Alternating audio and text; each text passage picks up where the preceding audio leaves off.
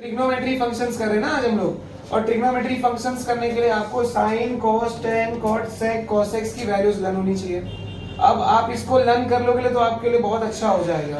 Learn करोगे तो shortcut way हो जाएगा ना आपके लिए, कि आपको पूरा ड्रॉ नहीं करना पड़ेगा और इजीली आप जैसे कोई पूछ लिया साइन 40 कितना होता है, साइन 90 कितना होता है, तो बिना टाइम वेस्ट किए आप बता सकते हो। हाँ, आप टेबल सीख लो जस्ट इन केस आपको लर्न है, बट आपको ऑन द स्पॉट याद नहीं आ रहा है कि क्या है इसका वैल्यू, तो आप वहाँ पे टेबल ड्रॉ करके कर सकते हो कि एक बार हम कंफर्मेशन के लिए करते हैं। बट ये थोड़ा टाइम वेस्ट इसमें हो सकता है, तो आप इसको लर्न करने पे ही फोकस करना, समझे।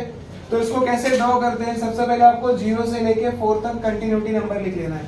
0 1 2 3 4 4 नंबर आपको कंटिन्यू लिख लेना है, और चारों पांचों नंबर को किससे डिवाइड करना है, 4 से। मतलब 0 को भी 4 से डिवाइड करना है, 1 को भी 4 से डिवाइड करना है, 2 को, 3 को एंड 4 को भी 4 से डिवाइड करने के बाद सारे नंबर्स को आपको क्या करना है, स्क्वायर रूट्स के ब्रैकेट में डाल देना है। क्या करना है आपको, इसको स्क्वायर रूट्स के ब्रैकेट में डाल देना है, समझ गए। स्क्वायर रूट्स के ब्रैकेट में डालने के बाद अब यहाँ पे देखो कोई नंबर रिड्यूस हो रहा है, यहाँ पे ये 2/4 रिड्यूस हो रहा है ना, 1/2, ठीक है, और 4/4 पे रिड्यूस हो रहा है, क्या आ जाएगा 1, समझ गए। तो रेड्यूस जो भी नंबर हो रहा है उसको रेड्यूस कर दो। अब रेड्यूस करने के बाद जिस नंबर का स्क्वायर रूट निकल रहा है उसको स्क्वायर रूट के बाहर लेके आ जाओ, जिस नंबर का स्क्वायर रूट नहीं निकल रहा है उसको स्क्वायर रूट के अंदर रखो, ठीक है। तो 0/4 जो है, अगर आपकी डिनोमिनेटर में 4 है, मतलब कोई भी नंबर है और ऊपर न्यूमरेटर में 0 है, तो ऊपर 0 है और नीचे कोई भी नंबर रहने दो, आपका आंसर क्या होगा, 0। तो यहाँ पे 0/4 का आंसर क्या आ जाएगा, 0।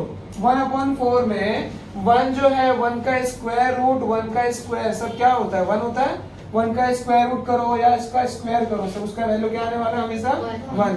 और 4 का क्या आ जाएगा, 2। Square root of 4 is equals to 2। यहाँ पे 2/4 को मैं रिड्यूस किया, 1/2 बना दिया है। 1 किसका स्क्वायर रूट है, 1 हो जाएगा, और रूट जो 2 है वो किसी का स्क्वायर नहीं है, स्क्वायर तो इसको क्या करेंगे, रूट के ब्रैकेट में रखेंगे। 3/4 में 3 जो है वो किसी का स्क्वायर नहीं है, तो उसको आप रूट के ब्रैकेट में रखो, और 4 का क्या हो जाएगा, 2। 4/4 क्या, तो क्या आ गया 1, और 1 का स्क्वायर रूट करोगे तो 1 आ जाएगा। तो इस तरीके से आपका साइन का वैल्यू आ गया। मतलब आप यहाँ पे लिख सकते हो sine 0, sine 30, sine 45, sine 60 and sine 90।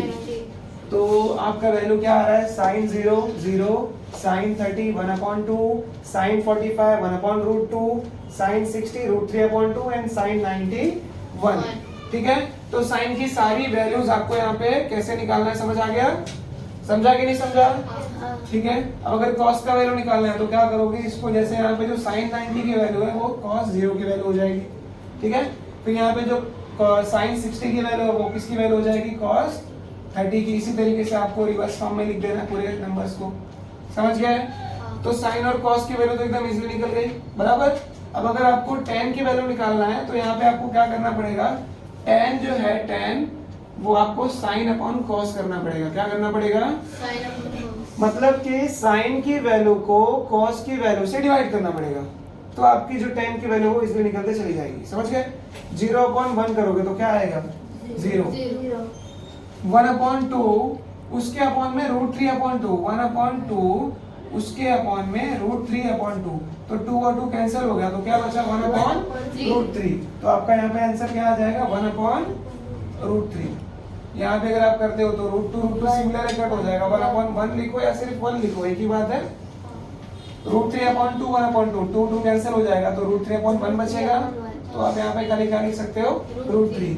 अगर मैंने आपको यहाँ पे बताया कि किसी भी अगर ऊपर 0 है और उसके नीचे कोई भी नंबर रहने दो, आप उसको डिवाइड करोगे तो 0 आने वाला है, समझे।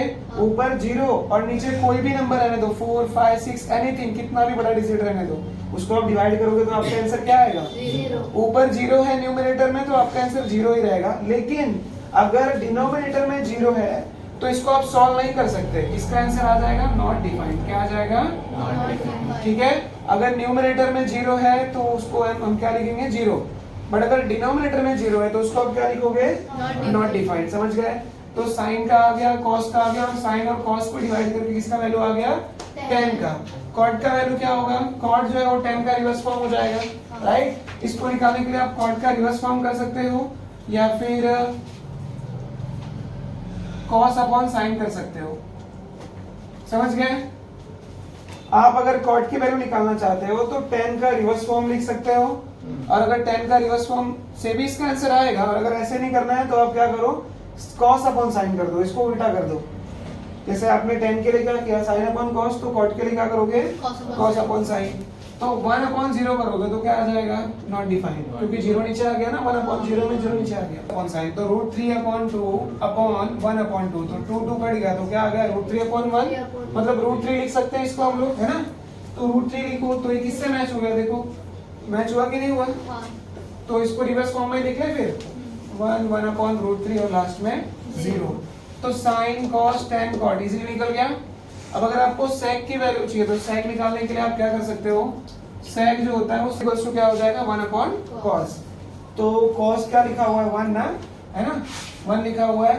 तो 1 अपॉन अगर 1 करोगे और इसको उल्टा भी करोगे तो आपकी वैल्यू क्या आने वाली है, 1 आएगी, बराबर।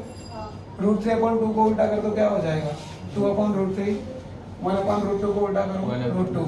1 अपॉन 2 को उल्टा करो, 2, और 0 अपॉन 1 को उल्टा करो तो नॉट डिफाइंड, क्योंकि यहाँ पे क्या है, 0 अपॉन 1 है ना, तो 0 अपॉन 1 है, इसको आप उल्टा करोगे तो 1 अपॉन 0 हो जाएगा, नीचे अगर 0 आ गया तो क्या आएगा आंसर, नॉट डिफाइंड। तो सीधा सीधा आप इसको लिख सकते हो 0 अपॉन 1 को नॉट डिफाइंड, समझे।